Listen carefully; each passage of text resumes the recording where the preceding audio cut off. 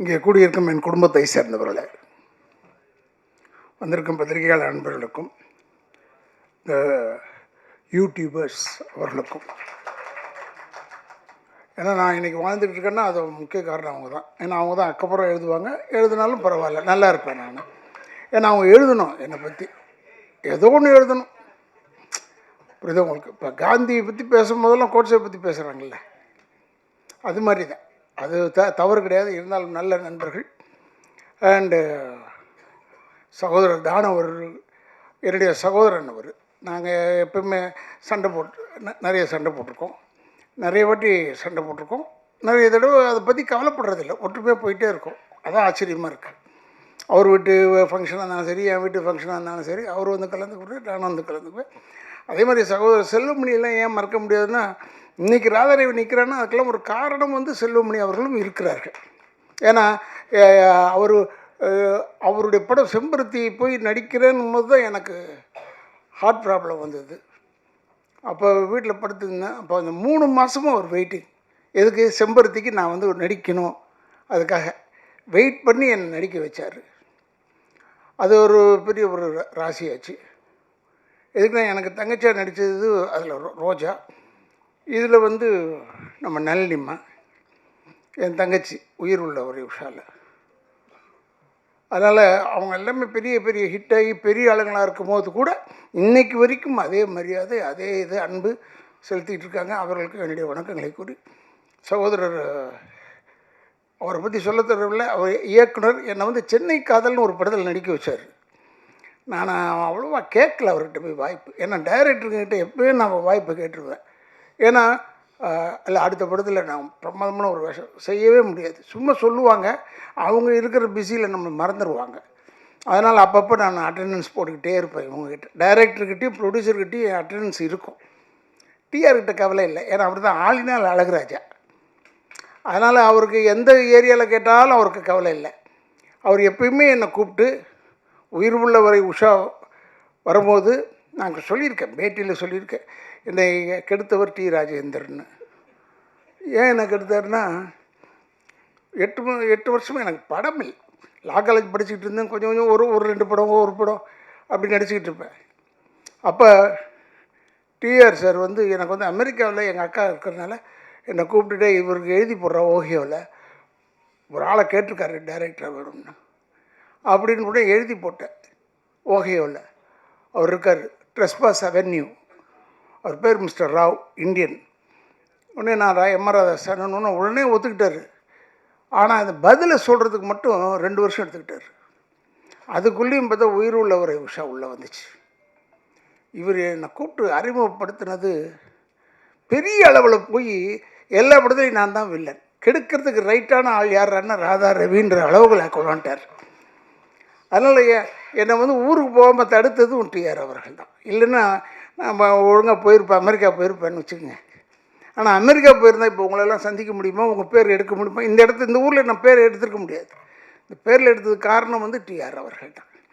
இப்போ கூட நான் அந்த பார்த்துக்கிட்டே இருக்கும்போது தானு சார் சொன்னார், பேசும்போது இது வந்துடும். அப்புறமா டைரக்டர் சொன்னார், எனக்கு பேசும்போது அழ வந்துடும்னு. நான் உண்மையிலே பார்க்கும்போது எனக்கு அழ வந்துருச்சு. எப்படிப்பட்ட படம், எப்பேற்பட்ட படம் பா! உயிர் உள்ளவரை உஷா. இவரை பார்க்கறதுக்கு நான் அப்போ சாந்தி விகார் பக்கத்தில் எங்கேயோ ஒரு ஃப்ளாட்டில் இருந்தார் சார், கங்கா அப்பார்ட்மெண்ட்ஸ், அங்கே இருந்தார். போனேன் வாயா அப்படி சொல்லிவிட்டு டோரை அவருக்கு எதுவும் கிடைக்கூடாது, டோர் கீரெலாம் உடனே தட்டுவார். டக் டக் டக் டக்குன்னு போட்டார். என்னென்னு பார்த்தா இவங்க கல்யாணம் பண்ணிக்க போகிறாங்க உஷா. அவங்க வந்து வெளிநாட்டுக்கு போயிருக்காங்க ஒரு ப்ரோக்ராமுக்கு. உடனே என்னை பாடி காமிச்சார். இந்த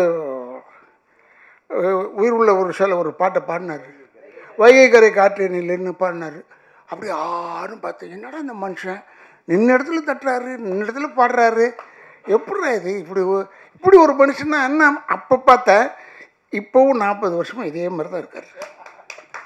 அதுதான் அவர்கிட்ட இருக்கிற ஒரு பெரிய.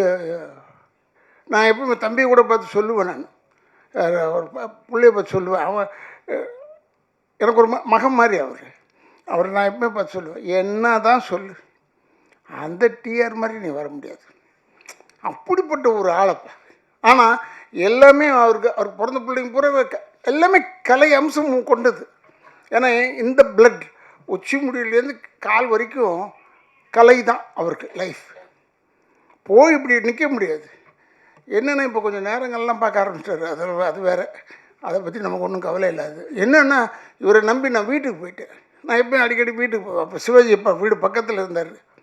அங்கே போனோம்னா மேலே நின்றுட்டே இருந்துட்டு, மேலே தானே இருக்கார், என்ன டிஆர் எப்படி இருக்கீங்க அப்படி செஞ்சுட்டார். அப்படி செய்கிறாரு, பேசக்கூட மாட்டுறாரு, ஹலோ சொல்ல மாட்டுறாரு. அந்த கோவம் எனக்கு. உடனே என்னை கூப்பிட்டு ஒரு அம்மா வந்து உங்களை உள்ளே உட்கார சொன்னாங்க. நான் இப்போ ஆஃபீஸ் ரூம் அந்த பக்கம் ரைட் சைடு உள்ளே உட்காந்துருந்தேன். வந்தார். இல்லையா இந்த டைமில் உனக்கு பேசக்கூடாது உன்னோட, அதுக்காக தான் நான் பேசலை. இதை முதல்ல தெரிஞ்சிருக்கலாம்ல எனக்கு. அவர்கிட்ட கோச்சிக்கவும் முடியாது. அவர் சொல்கிறது பூரா செய்கிறது பூரா எல்லாமே நல்லது. என்னென்னா அவருடைய இன்னொரு படத்தில் நடித்த நானும் நளினியும் ஜோடி. அப்போ அதில் நான் சென்ட்ரல் மினிஸ்டராக நடித்தேன். காதல் அது ஹைதராபாத்தில் எடுக்கிறோம். என்ன ஒரு லாபம்னா டெய்லி ஒரு கோழி அவுட்டு ரெடியாக இருப்போம். நாங்கள் இன்றைக்கி தான் கோழி ஃப்ரை பண்ணிட்டியா அப்படி சொல்லுவோம். எங்களுக்கு தெரியும் எப்படி ஒரு டெய்லி ஒரு கோழி உண்டு. அது ஒரு எல்லாருக்கும் கொடுக்கறதில்ல அவ்வளோ அன்பானவர். இப்போ கூட சொன்னார், அவருக்கு எழுதி வச்ச வசனம்னு தானு சார் சொன்னாங்க. நான் பார்த்ததில்லை இப்படி ஒரு மனுஷனை நான் பார்த்ததே இல்லை. ஏன்னா டைலாக்ன்றது ஒரு புக்கு கிடையாது. கையில் ஒரு பேப்பர் மட்டும்தான் இருக்கும், இந்த screen play of the picture. Scene order படி இவர் பாட்டுக்கு சொல்லிக்கிட்டே இருப்பார் டைலாகை. நம்ம பாட்டுக்கு சொல்லிக்கிட்டே இருக்கணும். திடீர்னு ஏவிஎம்மில் எடுத்துக்கிட்டு இருக்கும்போது இந்த பாட்டு நான் காதல் ஏவியத்தில் எடுத்துக்கிட்டே இருந்தேன். இல்லை ஏன்னா நீங்கள் எடுத்தது ஏவிஎம்மில் இது தான். இந்த ஒரு சீன் எடுத்தீங்க, சுற்றி நடந்து வந்தேன். நடந்து வர இவர் பாட்டுக்கு டைலாக் சேர்க்குறாரு ஒரு பாட்டுக்கு. நானும் விடாமல் அப்படியே நடந்து பேசிக்கிட்டே இருந்தேன். அப்போ திடீர்னு ஒருத்தன் எட்டி பார்த்துட்டான் அங்கேருந்து. யார் அதை எட்டி பார்த்ததுன்னு நாங்கள் பேசிக்கிட்டு இருந்தது தான். இவர் உடனே யாரா அவன் எங்கடா இருக்கான் அப்படி வந்தார். உடனே இப்படி பார்த்தாரு. பார்த்துட்டு சரி அவன் இந்த வீட்டு வேலைக்காரன், கதையை வச்சுக்க. அவனாலையும் செய்ய முடியாது. அவன் நல்ல நேரம் பாரு, இந்த வீட்டு வேலைக்காரன் ஆகிட்டான். அவன் ஓடியே போயிட்டான், அடுத்த தெருவுக்கு ஓடி போயிட்டான். இவர் கத்துல அது மாதிரி ஒரு ஒரு ஒரு அழகான ஒரு விஷயங்கள் அவர்கிட்ட நிறைய இருக்குது. அவர் எப்பவுமே இன்வால்வ் ஆகிடுவார். அவர் எதில் போட்டாலும் அவர் இன்வால்வ் ஆகிடுவார். இப்போ கூட சொன்னார், உயிர் உள்ள ஒரு விஷயம் எடுக்க போகிற, திருப்பி ரீரிலீஸ் பண்ண போகிற வந்துருன்னு சொன்னார். நான் வந்துட்டேன். ஏன்னா உயிர் உள்ள வரை உஷாவில் நடிக்கும் போது என்ன பயமோ அதே பயம் இப்போவும் இருக்குது அவர்கிட்ட. ஏன்னா எனக்கு வந்து அவர் பசுக்குன்னு திட்டி விடுவார். அவர் யாரையும் பார்க்கல மாட்டார். அதெல்லாம் எவ்வளோ பெரிய ஆளாக இருந்தாலும் சரி, டக்குன்னு தப்பாக இருந்ததுன்னு நான் முன்னே திட்டிட்டுவார். ஏன்னா இவர் வந்து அவங்க அம்மா மேலே எனக்கு இவர் மேலே ரொம்ப பிரிய வந்தது காரணம், தஞ்சாவூரில் இந்த உயிர் உள்ள ஒரு ஷோ நடத்திக்கிட்டு இருந்தோம். அப்போ அவங்க அம்மா வந்தாங்க, டிஆருடைய அம்மா. எவ்வளோ மரியாதை கொடுத்தாரு என் அம்மா. நான்லாம் தாய்னாலே நான் வீக்னஸ்ஸு எனக்கு. அப்புறம் இவர் பயங்கரமாக அவங்க அம்மாவுக்கு மரியாதை கொடுத்து கூப்பிட்றது என்னப்போ, எவ்வளோ பெரிய டிஆர் அவனை அவங்க அம்மாவுக்கு எவ்வளோ பெரிய ஒரு மரியாதை கொடுக்குறாருன்னு எனக்கு ரொம்ப. அதுலேருந்து அவர் கூப்பிட்றாருன்னு உடனே நேராக போயிடுவேன். அதுக்கப்புறம் தான் மற்றது எல்லாமே. அந்தளவுக்கு ஒரு நல்ல மனிதன். அவர் டைலாக் எழுத மாட்டார், ஆனால் பேசிக்கிட்டே இருப்பார். இந்த சீனில் வந்தது அந்த சீனில் வராதுன்றது வேறு, இந்த படத்தில் வந்தது அந்த படத்தில் வராது. அந்த டேலண்ட் வந்து வேறு யாருக்குமே கிடையாது. நான் பார்த்த வரைக்கும், நான் பார்த்த நடிகர்கள் வரைக்கும் இல்லை. ஏறத்தாழ ஒரு 42 வருஷம் முடிச்சா இந்த படம் வந்து 40 கிழிஞ்சது போ 83 போயிட்டு அடிச்சிருக்கோம் இப்படி. ஆனால் அப்பா 40 இயர்ஸ் 2 இயர்ஸுக்கு அப்புறமா இன்னும் அதே மாதிரி இருக்கிற மனுஷன் டச் அவுட் அப்படியே இருக்கணும். டிஆர் நல்லா இருக்கணும். எங்களெல்லாம் வளர்த்து விட்டு அழகு பார்த்துட்டார். எல்லாரையும் வளர்த்து விட்டு அழகு பார்த்தார். உயிர் உள்ள ஒரு உஷா முடிகிறதுக்குள்ளே சௌகர் நம்ம வீட்டில் ஷூட்டிங்கு, அங்கே முடிகிறதுக்குள்ளே இந்த பஞ்சாயத்து பண்ணி என்னால் டயர்டாயிட்டேன். தனியாக சிரிக்கிறப்ப இருக்கு நளினி. டெய்லி பஞ்சாயத்து. இவர் அப்போ இன்னும் இளமை வேறு இருக்க. 40 வருஷத்துக்கு 42 வருஷம் முன்னாடினா எவ்வளோ பெரிய இளமை செய்வார். இன்னும் இது வந்து நான் முடியாது, ஏன்னா இதுவும் கோக்காரு. அப்படி நான் போய் கெஞ்சி இல்லைம்மா அது வந்து அது அது அப்படி தான் இப்படி தான் சொல்லிகிட்டே இருப்பேன். அப்படி கெஞ்சி டெய்லி பஞ்சாயத்து. அப்படி இருந்து படம் முடித்து படம் ரிலீஸ் ஆகி ஓடுது. அசந்துட்டோம். என்னை அதே கல்பனா ஹவுஸில் என்னை இவர் சார் வந்து அந்த பைக்கில் சுற்றி சுற்றி வருவேன். அப்போ இவர் செயின் ஜெயபாலன் நடிக்கிறார். அந்த வீட்டில் அவர் அவுட் சின்ன கேட் இருக்குது, அதில் தான் இவர் இருப்பார். கதவு திறப்பார். உசிலமணின்னு வந்தார். அப்போ அவர் வந்து யார் யாரு அப்படி கதவை தட்டினார். இவரு டடாக்கு திறந்தார். பாருங்க, ஜகான் சொன்னார். ஒன்றாயா இருந்தாலும் உண்மையிலே சொல்கிறேன், இவர் உசிலமணி ஓடுறாரு. ஏங்கன்னா இல்லை அவர் ஜகான் சொன்னார். அவர் ஜகான் சொன்னது என்னென்னா அவருடைய ஒரு எக்ஸ்பிரஷன் ஆஃப் ஸ்பீச். அது ஜகான் சொல்கிறது. நீ எதுக்கு இல்லை ஜகான்னா ஹிந்தியில் ஓடுன்னு அர்த்தம். அதான் பின்னாடி போயிட்டு தம்பின்னு சொல்கிறாரு. நாங்களாம் சிரிக்க அது இல்லைங்க. நைட்டில் இத்தனைக்கும் நைட்டில் இது நடக்குது. அது மாதிரி ஒரு அற்புதமான நிகழ்ச்சிகள் நிறைய இருந்தது. அவர் வேணும்னே அதை செய்கிறதில்ல. அவர் அப்படி தான் அது உள்ளே இன்வால்வ் ஆகிட்டார்னா அவருக்கு சுற்றி இருக்கிறது என்னன்னே தெரியாது. அந்தளவுக்கு ஒரு அற்புதமான மனிதன், நல்ல மனிதன், நல்ல இதயம் கொண்டவர்.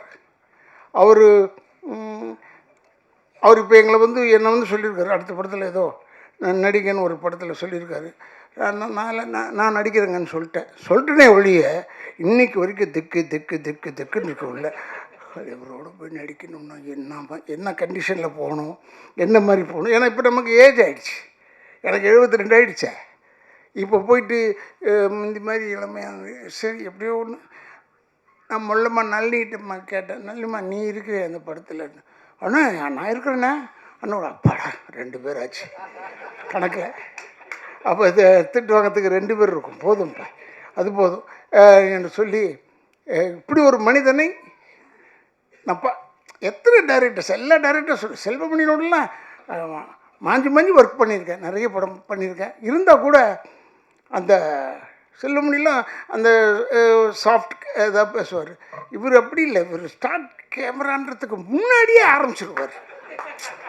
நம்ம எங்கே போய் ஸ்டார்ட் பண்ணுறது எங்கே எண்டு பண்ணுறதுனே தெரியாது நமக்கு. அந்தளவுக்கு கொண்டாந்து விட்டுருவார். என் வண்டியை தான் நிற்க வச்சாங்க அந்த ஷாட்டில். உங்களுக்கு ஞாபகம் இருக்குன்னு நினைக்கிறேன். பைக் மேலே பறந்து இப்படி வருவார். அந்த ஷாட் போடல இப்போ ட்ரெய்லரில், படத்தில் இருக்குது. நாங்கள் நிற்போம். என் ஃப்ரெண்டு வீட்டில் தான் எடுத்தோம், சீதாராம் வீட்டில். இப்படி பைக் எடுத்துகிட்டு பறந்து டூப்பு தான் வந்து என் வண்டி இடிச்சிட்டான். பின்னாடி வெளில இடித்து அந்த ஃப்ரேம் ஆஃப் த அம்பாசிடர் கொஞ்சம் மாறி போச்சு.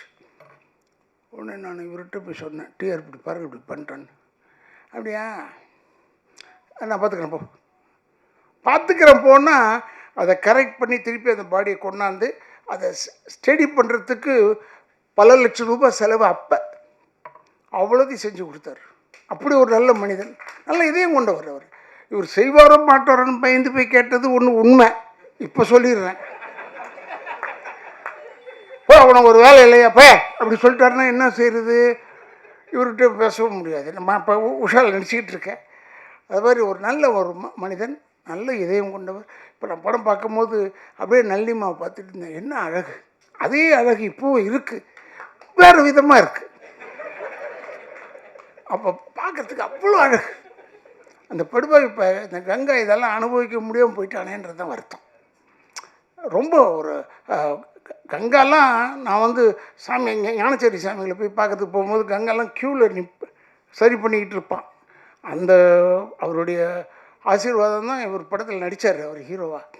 ஆனால் கங்கா அப்புறமா வந்து அவன் இல்லையேன்னு போது இன்றைக்கி நான் வரும்போது இதான் மனசில் வச்சுருந்தேன். கங்கா இல்லைன்னு போது வருத்தமாக இருக்குது.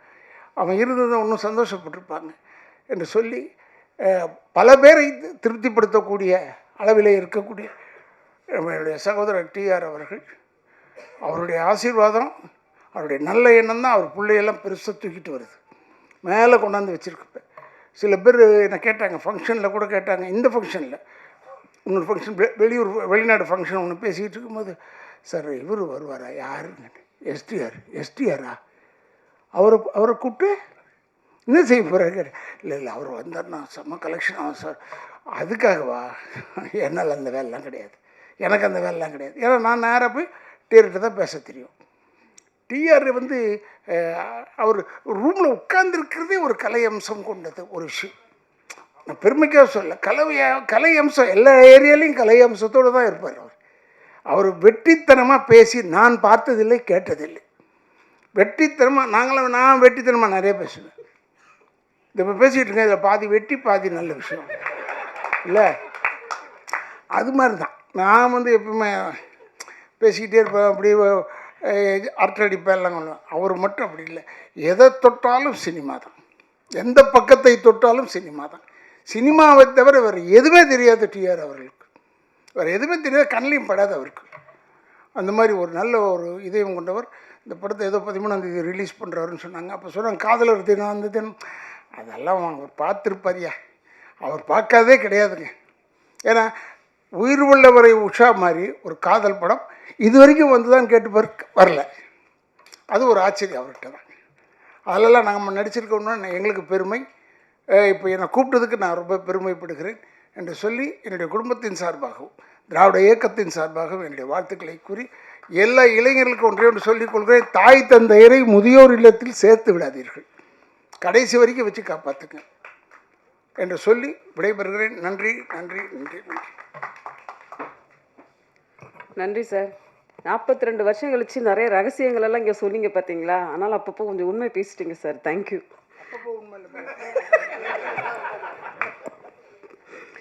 இல்லை, நிறைய ரகசியங்களை இப்படி உண்மையாக வெளிச்சமாக சொல்லுவாங்கல்ல, அதனால் அடுத்ததாக நாம் பேச அழைக்கிறோம்